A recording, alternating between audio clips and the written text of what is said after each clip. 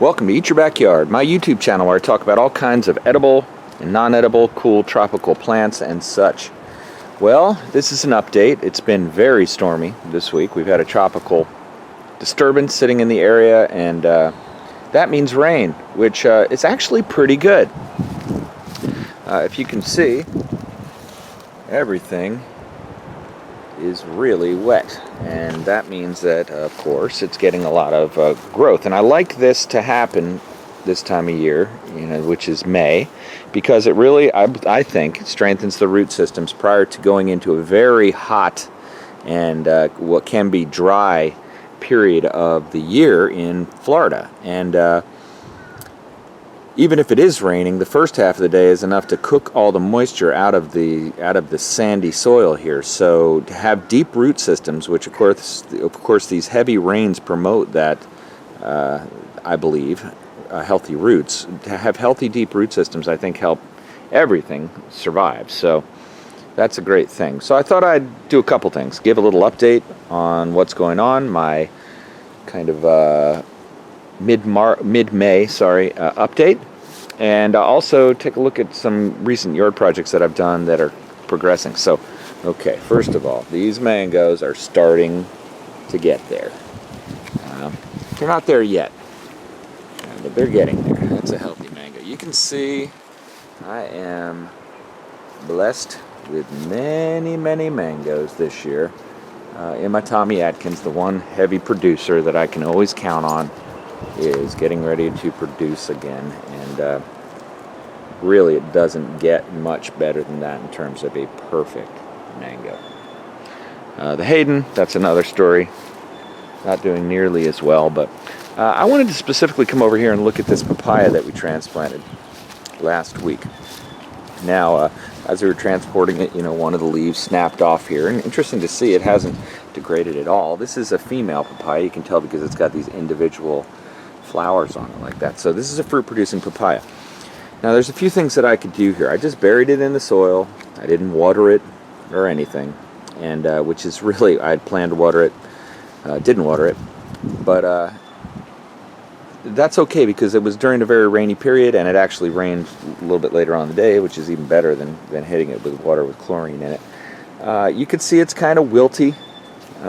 Some of the lower leaves are definitely coming right off. And I'll just put it right down there. So let's see if this one comes off easily too. Yep, just came right off just with the slightest touch.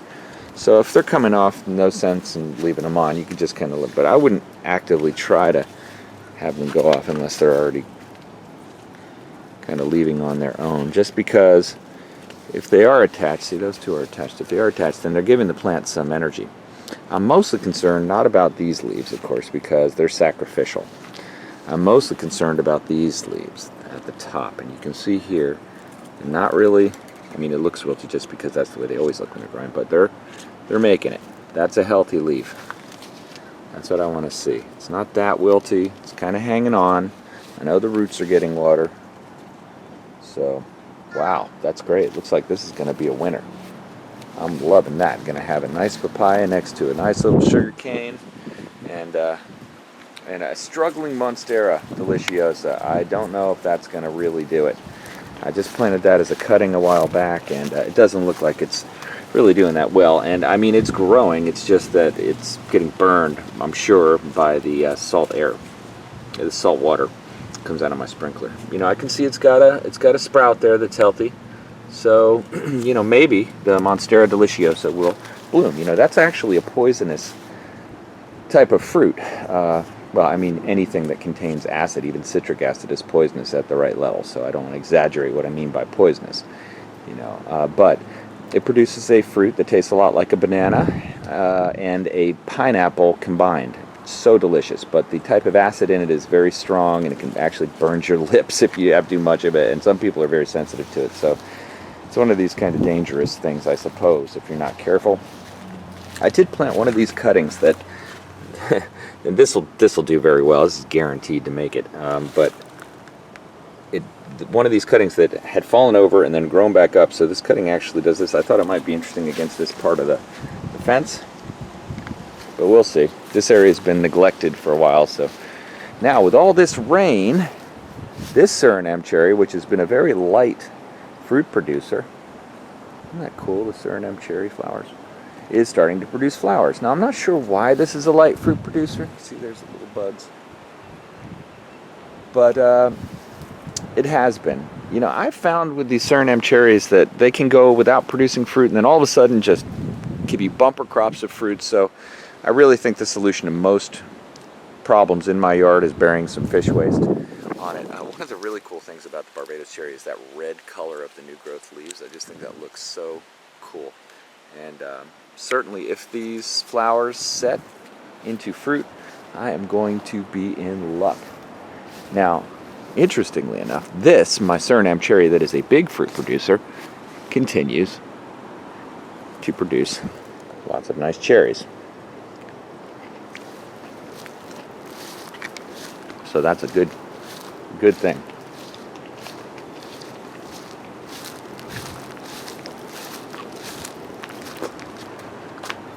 Looking back here, again, more papaya. Little banana I planted there. Everything in the yard just perks up with this much water. It's really what everything needs, but that papaya is certainly doing well. I'm not sure if it's a female yet, just because it's not old enough to tell. I don't know if I would have the luck that every single papaya plant that survived in my yard was a female, because these all came from seeds, but you never know. Now that banana there can get huge, and I'm guessing it might. We'll see. That's a musa, so that's a big boy. That'll get as big as these eventually, and I'm kind of just expanding my clump, so to speak, as much as I can. All of these little guys were in the same situation about 3 months ago, so we'll see how it goes. And now this is an example of a Monstera deliciosa that is actually doing quite well. And I think one of the main reasons is it doesn't get hit by that direct sprinkler spray. And that's why it kind of survives. Now, I still haven't planted these bananas, which I grew in a pot back here, but I'm going to do that probably later today just because of the rain. I know if I plant it now, it's going to get watered in by the sky. So I'll probably do that. But just as I stand in this one little area of my yard, I can, I had this dream of creating a fruit forest in my yard. Now, we suffered some losses over the last year in terms of some of the fruit trees. I had a loquat tree die. I had a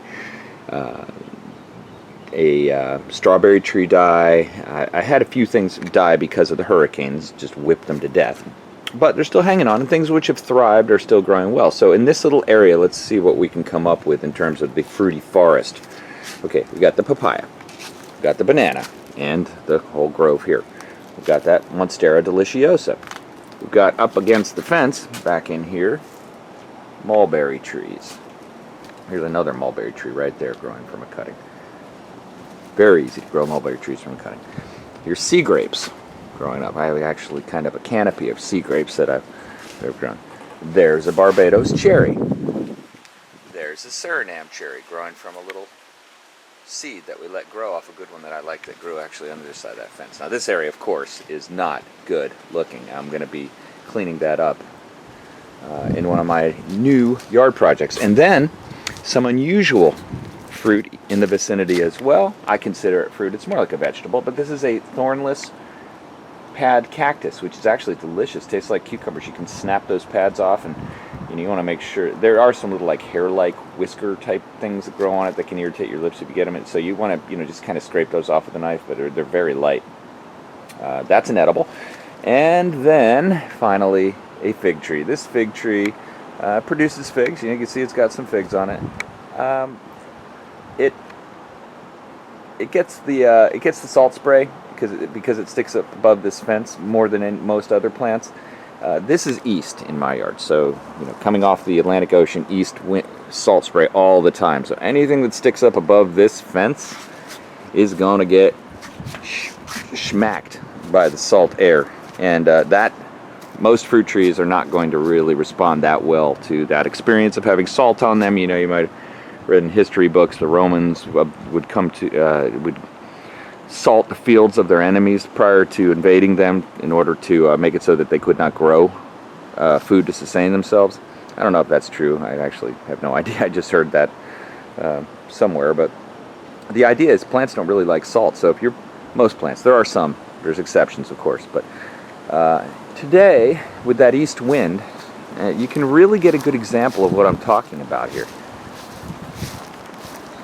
Look at this. So we got an east wind kicking today straight off the ocean, maybe 10 to 15 miles an hour, and it's steady. I mean, it's not like, you know, these gusts, you know, ever get below 10, 12 miles an hour. I mean, it's consistently at 10, and then, you know, gusting up to probably 15 on a regular basis, and then as the storms pass through, you know, gusting up to much, much higher. So this air, I'm about 5-6 blocks from the ocean, this air is bringing a constant flow of salt spray. So anything that sticks up above the level of this gets kind of hit. And in fact, if you look at my beautiful, well, not so beautiful now, but it'll be beautiful. This is going to be another project, my chocolate pudding tree. Beautiful, glossy, ornate, ovate leaves on them. I just love it. Well, maybe they're not so ornate, but they're beautiful. It got totally annihilated by the hurricane winds that were coming off the ocean last year. But I'll trim it, you know, down low, and it'll bush back up and be quite good. But you can see here, look, everything that's stuck up above that fence got fried, literally. Now, again, I just have to trim that off, and it'll come back very well.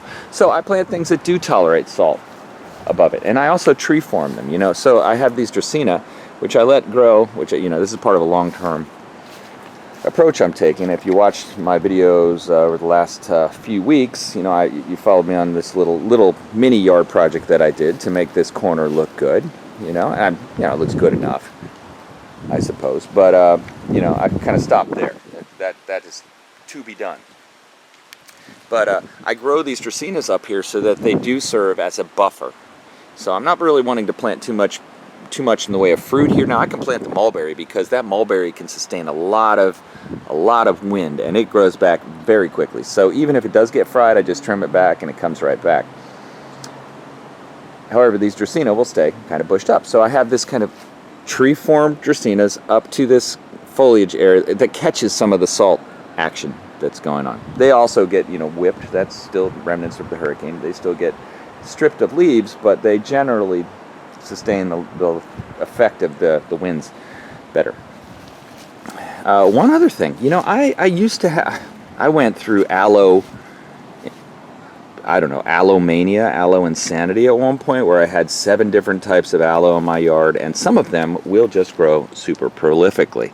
And you know, this is the aloe vera. This is the kind that you want in order to, you know, to put on a sunburn or whatever. It's incredible remedy for any kind of skin situations. You can actually eat it. It'll help with an upset stomach, that type of thing, but it tastes disgusting. So wow, it's got to really be a bad upset stomach, I suppose. But you know, I've still got a few varieties of aloe, but I was thinking of going back into the aloe game, and by that I mean just in this very narrow bed, kind of using it as kind of ground cover. I don't know if you remember, but this was from the my last project. You know, I kind of take the leaves off of cuttings, I put them down here to form a very kind of natural, low impact mulch, and it's good to keep weeds from growing in. That's excellent.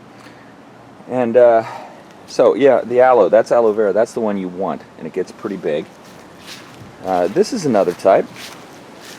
I'm not sure what the name of that one is, but again, it's very, very beautiful aloe vera. But I'll tell you one thing about this one, in contrast, is that these will get you.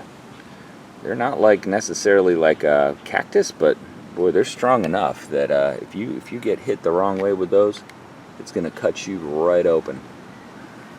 So I try to keep these kind of limited to just a single specimen. I think that's the way they look good. Back far enough that it's not getting outside of the boundary here. Aloe flowers, I mean, get out of town. This is craziness. How is that possible? Succulents have such interesting and bizarre flowers. And this is certainly a great example of that. I mean, they are just incredibly beautiful. Anyway, so I have that type of aloe, and then I have a few other types of aloe too that are growing here and there throughout the yard, but those are the primary ones. I'm going to plant, actually I have one over here. Let me show you. This is another type that gets that really grows quickly. Again, a little more spiky, but not as bad as that last one. Much more narrow. Right, again though, you can see it's growing all the little suckers off the side here. This one I'm gonna take out of the pot. I do this thing where I go way overboard with planting things, and then I realize, like, I literally filled up these gigantic yard waste bins. I literally filled up 5 different to the top with aloe, just because there was so much. It was all that I had in one area, and it really didn't look that good, so that's why I kind of downsized. I wanted to do other things besides just have a yard that was completely covered with aloe. So I did. Oh, look, there's another Monstera that I planted there. It's kind of, deciding if it's going to be successful, I suppose. Oh, look, there's another little sea grape. You see, so this kind of ad hoc way of planting and growing things in your yard is definitely not a Better Homes and Gardens approach, but, what are you doing in your backyard? There's a loquat tree. Oh, love it. What are you doing in your yard? What I'm doing is I am planting things so that my kids can wander around and myself, like I'm doing right now, and just enjoy it. And I sure do. So as long as it checks that box for me, I'm going to keep on just taking it easy, not sweating the details, and enjoying the journey that the yard is. I see a lot of yards in my neighborhood that look beautiful, and they're filled with nothing but ornate plants, very well maintained, but not a single thing to eat in their yard. And of course they have their good reasons, that's not what they're into, but for me that wouldn't make me happy. Look at this, the figs, the brown turkey figs are gonna be off the hook this year. That's so many figs. We're gonna make fig pudding, fig jams, fig jelly. No, we're not. We're not gonna do any of that. We'll probably just pick them and let the 80% of them rain onto the ground like they always do. But anyway, so yeah, look at this. Sugarcane. Sugarcane's growing. I planted a few there. Decided to make this into a sugarcane patch. I gotta find some other sugarcane cuttings of different varieties to put there again. Again, I had many varieties of those back in the day. The last thing I'll tell you about in this mid-May update is the idea of now thoughtfully using this ground cover plant to move out a little farther. I've been expanding it. This is very, very easy to use. Very easy to get bitten by a brown recluse or black widow spider as well, which is why I generally try to pull it out gently. But eventually you're just jamming your hand in like a moron, hoping for the best. I guess that's, kind of a way of going about life, just like I did there. Okay. Yeah, so just break off a couple of little shoots like this, and you can kind of expand. You can see this is where I took some of the cuttings from the last time I did this and planted them. The thing you can do here is, if they kind of lean over like that, you don't need to tolerate it. You can just, you see there's a space there, so I just jam it in there. That's all there is to it. You don't even really need to bury it. If you just lay it on the ground, it'll grow roots. Here we go. All right, one more. Don't bite me, please. Yeah, and this is a great place to take the cuttings from, which is right on the edge. I got some beach rocks and so on here, but right on the edge of where it's just growing over the wall. So here are a few more. You can see I'm just kind of gradually expanding it. And the reason I like to do these are, they're cool looking plants. They're very common in Florida, very, very common. But they will cover the ground and prevent the weed growth, because anywhere you don't have that, I travel to California, and it's always amazing to me to see how slowly the weeds grow there. Like in Florida, if you have any space, I just pick them and let them turn into mulch. If you have any space at all that is open, it's going to be a weed patch in no time. So you can see I had a few that I planted here. Just going to add one more.